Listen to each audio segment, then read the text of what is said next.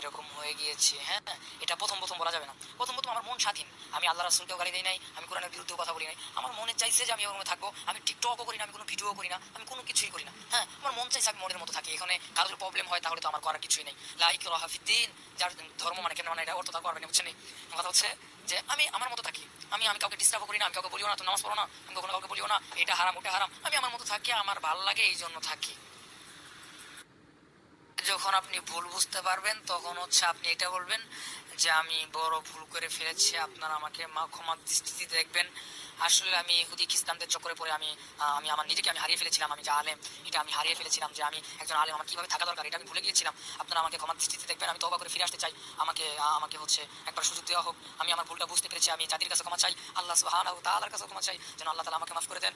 আসলে আমি বুঝতে পেরেছি টাকাই সব কিছু না, আমি বুঝতে পেরেছি যে আমার আখিরাতকে গুছাইতে হবে, এই দুনিয়াটা পরীক্ষার একটা হল, আমি দুনিয়াতে কিছু না করতে পারি তাহলে আখিরাতে